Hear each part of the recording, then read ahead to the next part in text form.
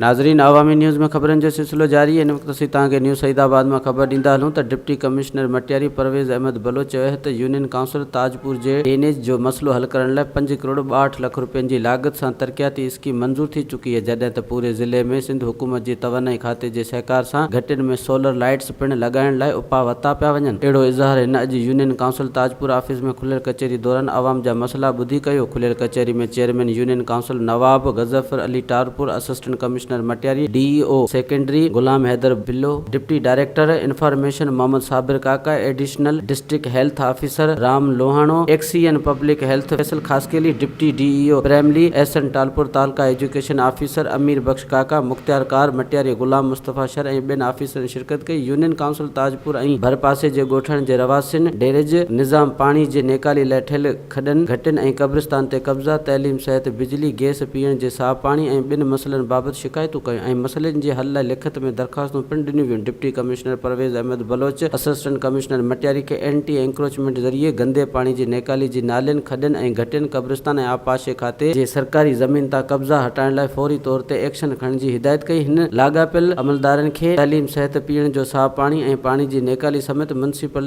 Services में सुधारो आणण लाइ हंगामी बुनियाद ते उपा वठण जी हिदायत पिणु ॾिनी। डिप्टी कमिश्नर मटियारी परवेज़ अहमद बलोच खुलियल कचहरी खे ख़िताब कंदे चयो त खुलियल कचहरी जो मक़सदु ज़िले जे हर इलाइक़े में वञी आवाम जे मसइलनि जी ॼाण वठण ऐं उन्हनि खे हल करण लाइ इंतिज़ामी उपा वठण आहे। शहरनि खे पीअण जो साफ़ पाणी ॾियण ऐं ड्रेनेज जो निज़ाम बहितर करण ऐं वॾो चैलेंज आहे, जंहिंखे हासिल करण लाइ वाटर कमिश्नर जे हुकुमनि ते सख़्ती सां अमल करायो पियो वञे। वधीक ख़बरनि ऐं तफ़सील लाइ विज़िट कयो अवामी news Facebook page, YouTube page ऐं अवामी न्यूज़ वेबसाइट।